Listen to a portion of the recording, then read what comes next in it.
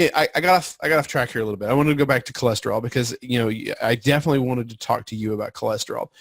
You you track down these these risk factors. You track down what cholesterol was. Can you just in a few minutes go over what is HDL cholesterol, what is LDL cholesterol, and the triglyceride numbers, and why do they get it wrong, and what is it that we need to know about cholesterol today? Like if you had 5 minutes and said, here's the most important things about cholesterol, what would those things be? That's the challenge. Well, okay, yeah. I'm going to leave out the chylomicron and some of the particles, and I'll just briefly go through. The LDL is a lipoprotein, so it's really just, I won't even say the word macromolecule, but it's basically like a boat or a submarine, and you have trillions of them in your system. And essentially, they start off as VLDL, very low density lipoprotein, and they're sent out by the liver really to deliver triglyceride or fats for dietary or for energy purposes.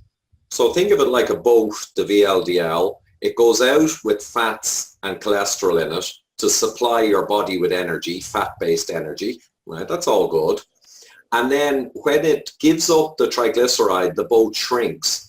So this VLDL becomes an LDL eventually.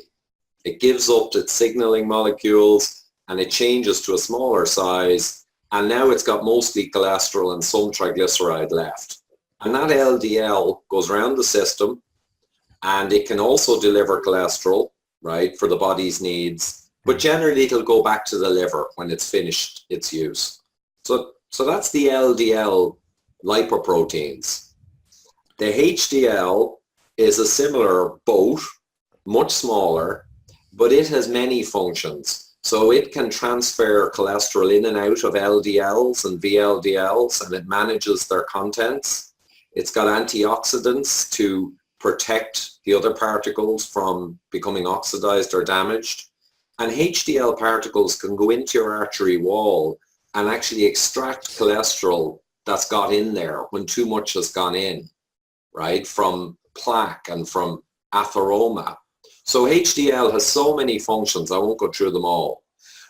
Long story short though, the most important measures in your blood from your cholesterol panel are, like we said earlier, the total cholesterol divided by the HDL number, and that should be below 5, maybe around 4, and the triglyceride over the HDL ratio. And people might wonder, well, why are they the most important and not the LDL? And the reason is that both of those ratios, they actually are not talking about cholesterol at all. They are simply an indirect way of measuring insulin resistance, mostly. So those two most important measures from the cholesterol panel are actually not so much about cholesterol, but how cholesterol systems are affected by insulin resistance and real, genuinely problematic issues, right? One other measure that's important is the remnant cholesterol. So if you take your total and you subtract the HDL value and also subtract your LDL value, you'll be left with remnant cholesterol. And this reflects the triglyceride or blood fat burden, and it's an indicator also very much of insulin resistance. So that remnant cholesterol, total minus HDL minus LDL, should be around 12, 13, 14, 15, 16. But Tim Russert, you mentioned earlier, his was way up, maybe in 30 or 35. So that's another really important measure from your cholesterol panel, which you can monitor. That's interesting. I don't think the idea of remnant cholesterol is talked about very much at all. When I first started looking into this, and it's been 5 or 6 years ago, I remember being taught two things that now I think are not quite correct. I remember being taught that the difference between HDL and LDL was essentially that LDL was cholesterol going from the liver to the body, and then HDL was the cholesterol going from the body back to the liver to be recycled. Is that just like a kindergarten level understanding of cholesterol, or is that just something that is not true? It's a simplified way of putting it. Actually, HDL is taking cholesterol from many places and delivering it to other places. So it's taking it from LDL and VLDL, and it's delivering it to certain tissues that can't make their own. So HDL is kind of master managing.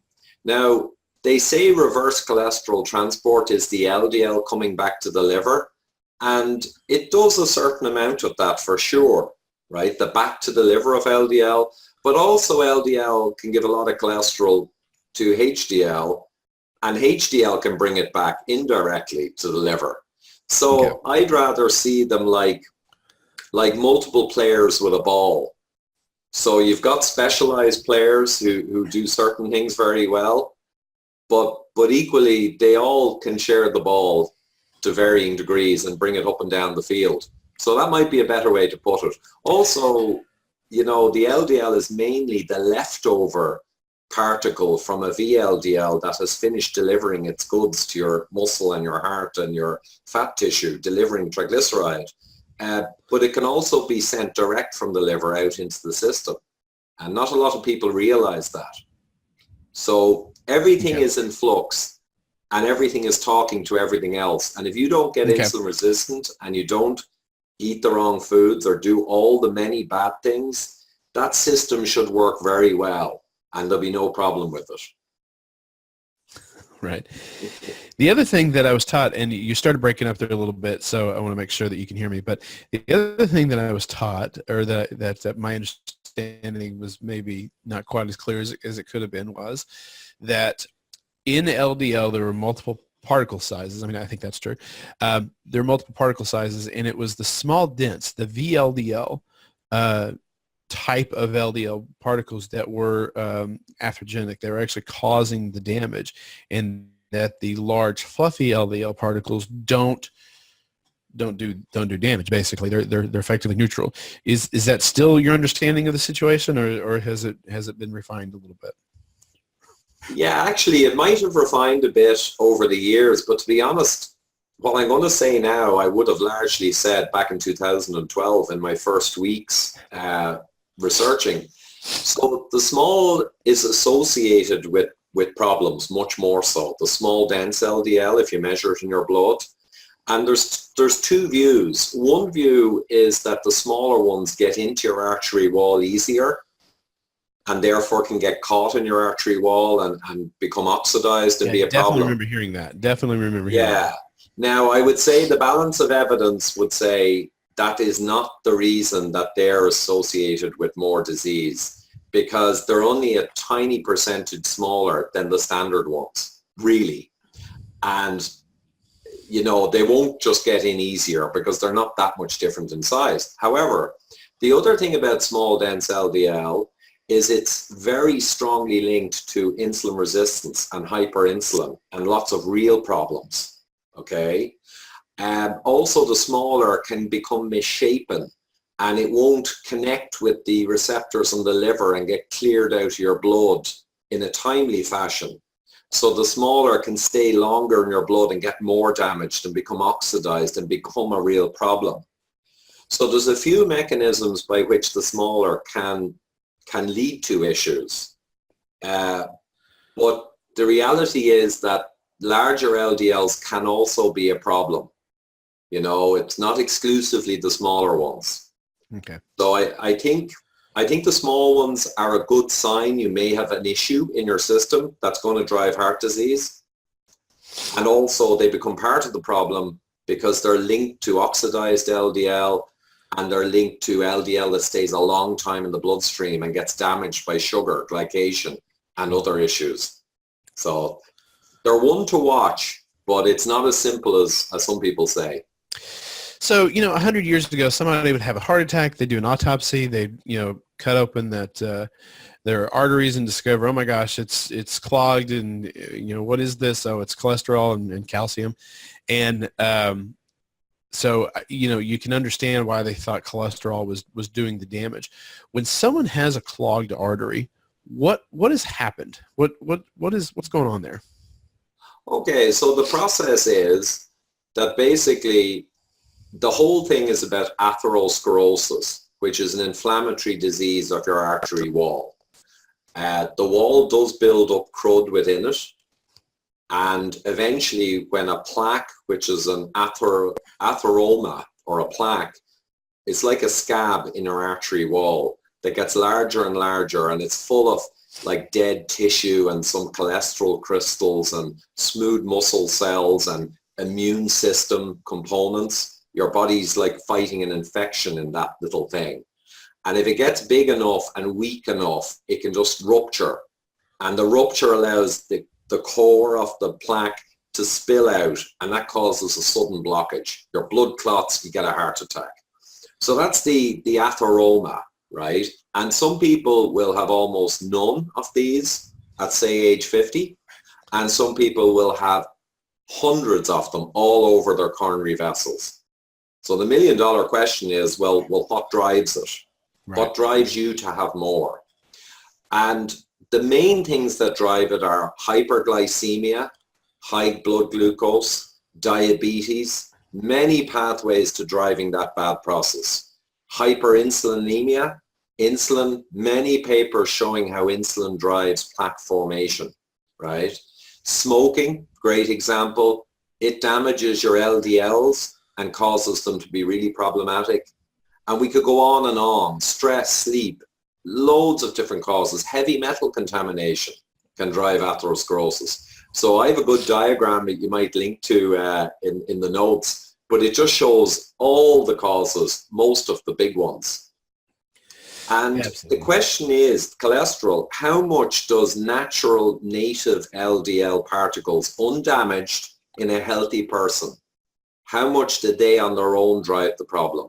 And the answer is, I would say, very little. Yeah. Okay. So you would agree that cardiovascular disease is primarily an inflammatory disease, that if you reduce systemic inflammation, you will probably reduce your rate of cardiovascular disease. Yeah, I think endothelial stress, the inner lining of your artery wall, if you can remove inflammation and damage to your endothelial lining, and you can lower inflammation and all the other causes, then the LDL particles being healthy will flow in your blood without causing a problem. For LDL to be a problem, you need to have other real problems going on. That would be my simplest message.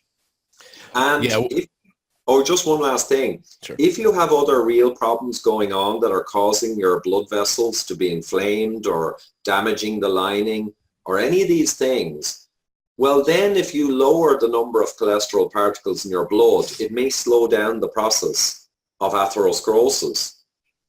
But that doesn't mean that the LDL, natural native LDL, are causing it the vast majority of the time. But people get confused sometimes because they know that if you lower the number of particles with drugs, it helps. And it helps because you're taking away a lot of damaged particles, etc. But it's not to be confused with the real causes of what's damaging your arteries.